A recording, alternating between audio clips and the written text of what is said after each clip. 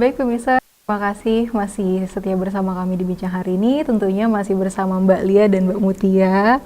Kita tadi sudah membahas tentang slurping, kemudian papeda. Ternyata bukan hanya dari Papua saja, juga ada dari beberapa daerah di timur. Kemudian juga kita sudah membahas tentang apa sih tujuannya dari mendaftarkan ke UNESCO. Baik, tadi kan aku juga ngutip nih perkataan dari Mbak Lia yang mengatakan bahwa kalau kita tidak menjaga ya nanti juga UNESCO akan mencabut itu.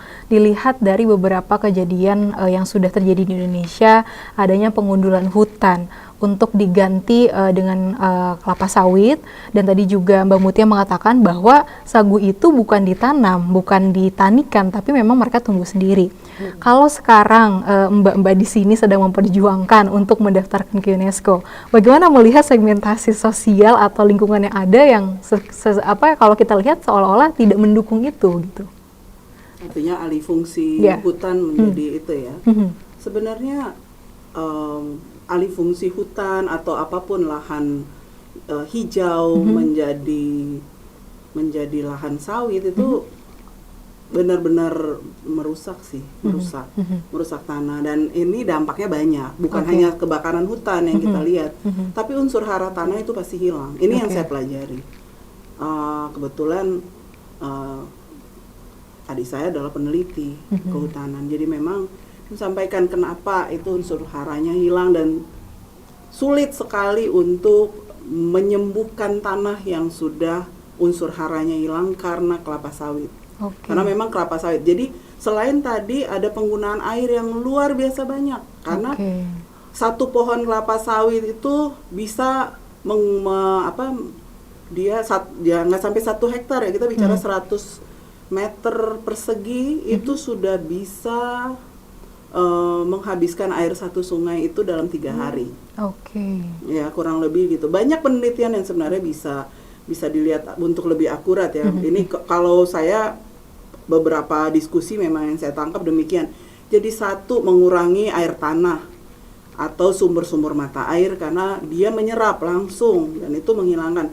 Untuk ada sumber mata air itu kan perlu lama, perlu hujan, bertahun-tahun juga sampai dia ada timbunan air yang cukup supaya bisa terus ada sungai, ada mata air yang mengalir. Kemudian tadi unsur hara hilang. Kedua ya hutan kita hilang, berarti tanaman-tanaman endemik pasti hilang, termasuk tadi yang Mbak Mutia bilang bahwa memang sagu itu kan bukan hidupnya dari tumbuhnya liar kan, dilihat di hutan. Jadi ketika itu ya sama aja kita menghabiskan pohon-pohon sagu di daerah timur. Walaupun mungkin ada sagu-sagu yang dijual di pasar, tetap rasanya berbeda ya Mbak? Kalau sagu yang dibuat memang untuk papeda khusus dari tanamannya atau sagu yang sudah dijual di pasar? Sementara bedanya tuh di ini ya, yang satu masih mentah.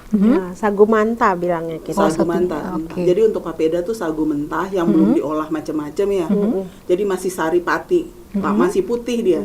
Sekarang ada itunya, seperti pohon sagu di luar berduri, di dalam putih ya. Kurang lebih demikian atau.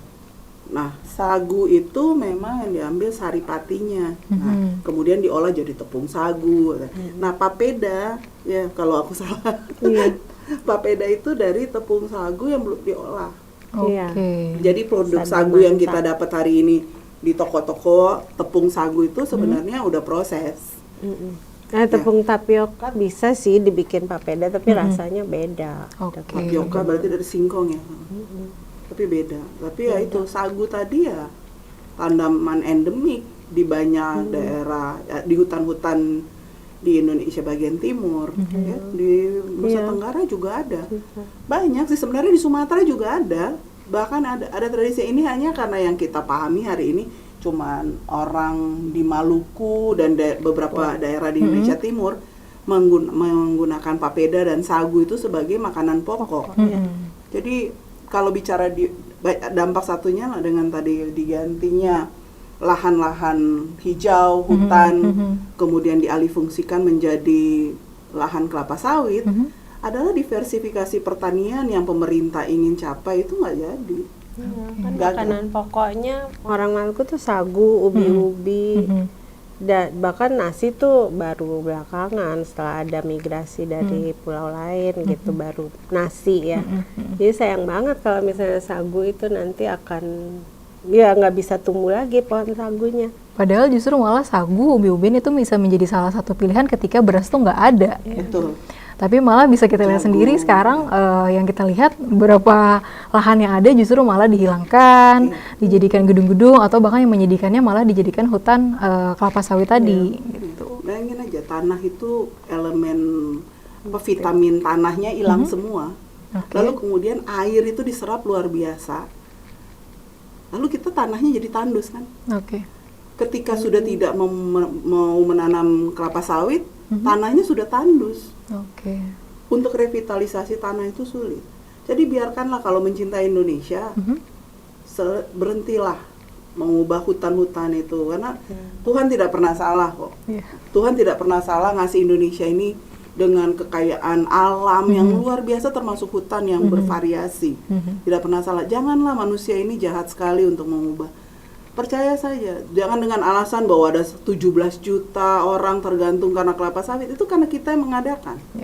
Tapi kenapa kita nggak membuat teknologi pertanian yang lebih bagus? Jadi kita bicara budaya nih banyak.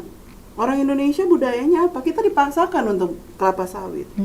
Kenapa? Supaya bisa cuan kan? Cuan. Sementara itu bukan.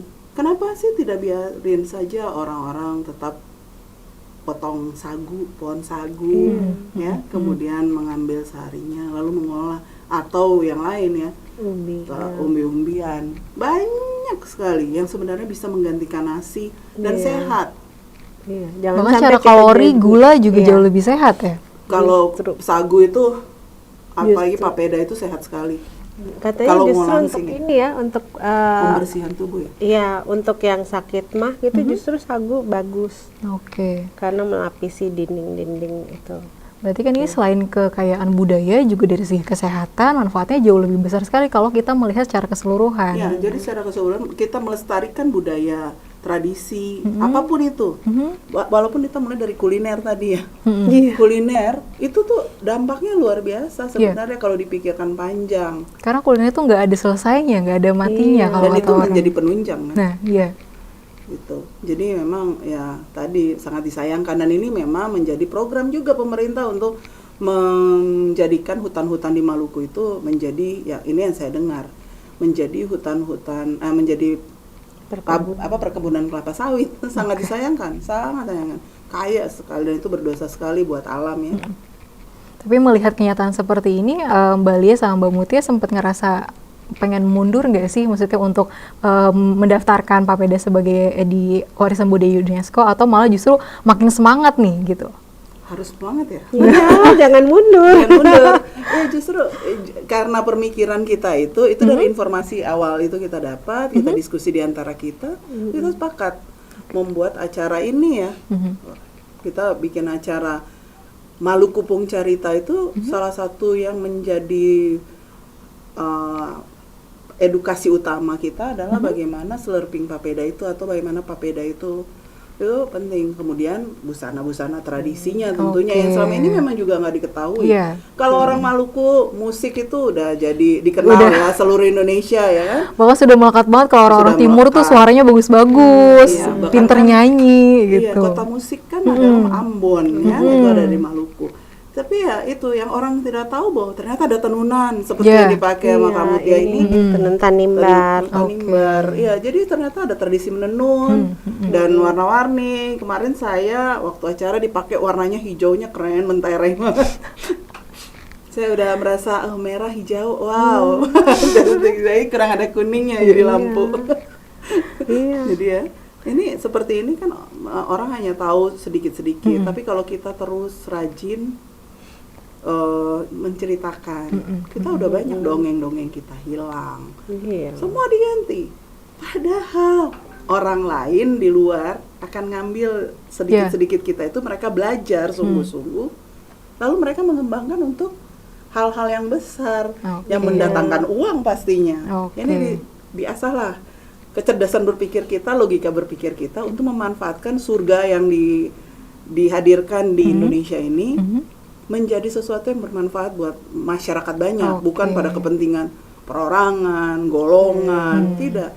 Maluku kaya budaya ya kemarin. Kaya, sampaikan. karena pengaruh Maluku tuh dipengaruhi oleh banyak negara kan yang datang berdagang, kayak Spanyol, Portugis, Inggris, Belanda, Arab, Cina. Bahkan dulu Pulau Rune yang di Banda itu ditukar dengan Pulau Manhattan di New York. Oke. Karena pada waktu dulu tuh pokoknya berharga sekali itu rempah-rempah ya. Jadi dianggap perlu ditukar oleh itu Belanda dan Inggris. Ya, Ini yang dilupakan bahwa karena rempah-rempah Maluku kita pernah dijajah, Nah, ya. Jadi penjajahan itu sebenarnya karena Maluku kaya. ya. Maluku kaya rempah-rempah, tapi orang lupa. Bahkan mungkin orang Maluku sendiri lupa. Mau mereka hidup di tempat yang kaya. Nah, yang menjadi concern kenapa orang bisa di bawah garis kemiskinan misalnya, atau orang masih ada orang miskin di tempat yang kaya. Indonesia kaya loh, Iya. tapi kita masih banyak yang di bawah garis kemiskinan. Iya, Berarti bahkan ada yang salah. selain kemiskinan juga ada angka stunting yang sangat tinggi. Stunting yang sangat tinggi. Dengan makanan yang beragam, gizi yang sangat beragam sekali, yang luar seharusnya biasa. sudah bisa memenuhi itu semua. Oke, dari tadi pembahasan tadi mungkin sudah sangat banyak sekali nih. Dari segi indahnya sampai ironinya kita sudah bahas. Kalau aku boleh nanya mungkin ke Mbak Mutia dan juga Mbak Lia, apa nih closing statement-nya? Mbak Mutia dulu deh. Oke, Mbak Mutia. Kalau kita sih mengharapkan bahwa kita semua bisa melestarikan budaya Indonesia ya. Kalau kita budaya Maluku, kalau yang lain juga budaya daerah masing-masing gitu. Jangan sampai hilang. Oke. Itu aja. Iya.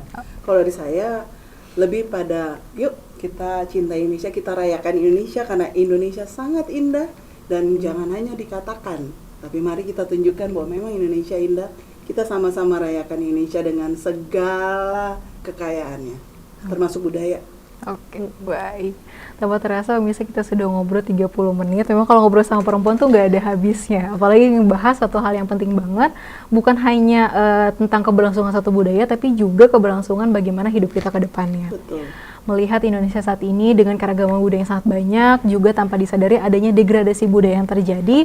Tentu kami berharap penerus bangsa Indonesia, terutama anak-anak muda, dapat aware, lebih perhatian lagi terhadap apa yang sudah disediakan oleh alam terhadap negara Indonesia sendiri. Baik pemirsa, terima kasih sudah setia bersama kami selama 30 menit ini. Kami mohon pamit undur diri bersama kru yang bertugas pada hari ini.